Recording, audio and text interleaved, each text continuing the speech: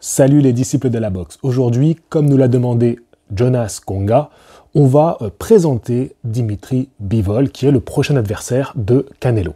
Dimitri Bivol est un boxeur russe, donc comme nous l'a dit Sami O, Bivol vit en Russie, potentiellement les Russes ne pourront plus participer aux compétitions sportives. C'est vrai qu'en ce moment, on est un petit peu en train de vivre une guerre qui touche le monde entier, donc est-ce que Bivol pourrait ne pas avoir son combat contre Canelo? À mon humble avis, le conflit entre les Russes et les Ukrainiens ne va pas empêcher Dimitri Bivol d'avoir son combat contre Saúl Canelo Alvarez, quoique nous verrons bien par la suite. Donc pour être plus précis, Bivol, il est né au Kirghizistan le 18 décembre 1990. Il faut savoir que son père est d'origine moldave et que sa maman est d'origine coréenne. Il va commencer la boxe très tôt, à 6 ans. Il a une assez riche carrière amateur avec 268 victoires pour 15 défaites. Aujourd'hui, Bivol, il a 31 ans. Il est invaincu en 19 combats, 19 victoires et 11 remportés par KO.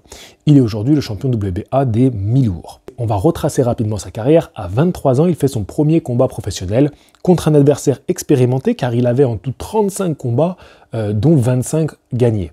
Il va remporter ce combat-là par KO au 6e round, on est en 2014. Alors, il fait ses débuts en Russie, mais il va assez rapidement aller combattre aux États-Unis, et quand tu regardes les 10 premiers combats de sa carrière, il en a fait presque la moitié aux États-Unis. En 2017, il va enchaîner 4 combats, et pour le 4e combat de l'année, il va affronter Trent Broderst. Ça sera un combat pour un titre WBA World à Monte-Carlo, et il va gagner ce combat dès le premier round. En 2018, c'est un peu la consécration de Dimitri Bivol, et il va enchaîner des noms assez prestigieux dans la catégorie des mi-lourds. En gros, les meilleurs noms du moment, comme par exemple Sullivan Barrera, Isaac Chilamba, Jean Pascal.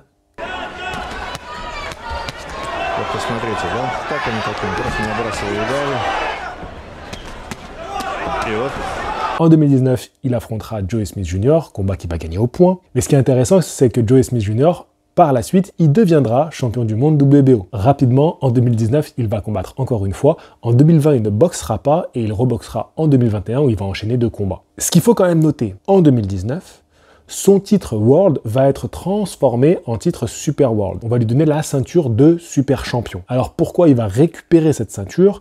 C'est tout simplement parce que le détenteur de la ceinture, le dernier détenteur de la ceinture, c'était André Ward, qui avait gagné cette ceinture en 2017 contre Sergei Kovalev.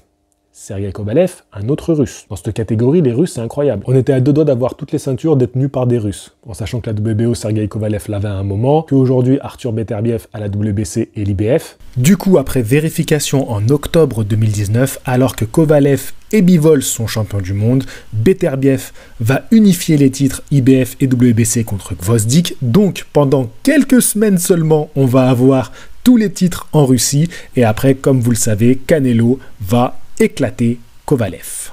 Et maintenant, comme nous l'a demandé Dark Destroyer 54, nous allons faire une petite analyse de son style.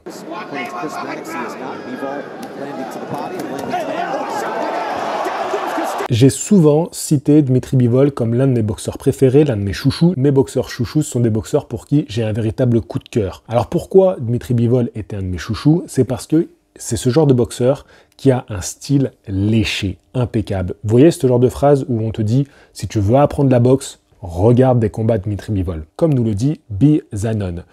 Bivol est un super boxeur, contrôle de la distance parfait, jab, bras avant fantastique, timing, contre, changement de niveau d'angle, puissant, combinaison corps-face. Je le rejoins vraiment sur ce qu'il dit. Bivol, c'est un boxeur qui a de la technique, qui a un très bon coup d'œil, qui a un vrai sens du timing. C'est difficile d'être plus brillant que lui quand on est face à lui. Comme nous le rappelle Loulou Barka, il ne faut pas oublier que Bivol a la capacité de boxer 12 rounds à la même intensité. Enfin, un adversaire digne de ce nom pour le rouquin chargé. Oh, on se calme, on n'est pas là pour parler de ça. C'est intéressant ce que tu dis car c'est un boxeur qu'on voit très bien gérer les 12 rounds. Il gère le contrôle, il a un contrôle sur le combat. C'est lui qui donne le rythme, c'est lui qui gère, même quand son adversaire va vouloir s'emballer ou même qu'il va être touché, il arrive toujours à gérer le combat et à gérer son adversaire.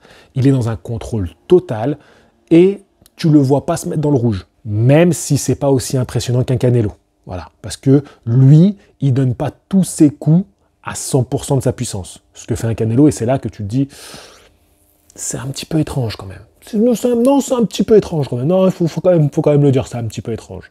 Lui, tu sens qu'il y a un contrôle, il y a un relâchement des épaules pour qu'il puisse débiter au fil des 12 rounds et contrôler les moments où il va accélérer, où il va mettre plus de puissance. Donc c'est un peu plus sensé, tu vois, la performance qu'il fait sur le ring. Maintenant, on va quand même donner quelques points faibles de la part de Bivol. Comme nous le dit Julien, pour gagner contre Canelo, il faut le mettre KO et Bivol n'a pas le punch nécessaire. Là, c'est vrai qu'on se pose de nombreuses interrogations sur la capacité de Bivol à faire reculer, à faire douter, à ébranler Canelo, en sachant que Canelo, c'est un encaisseur de première. Ça, c'est plus à prouver. Et Bivol, c'est pas non plus un gros puncher. C'est vrai, il n'a pas cette capacité à te sécher sur un coup.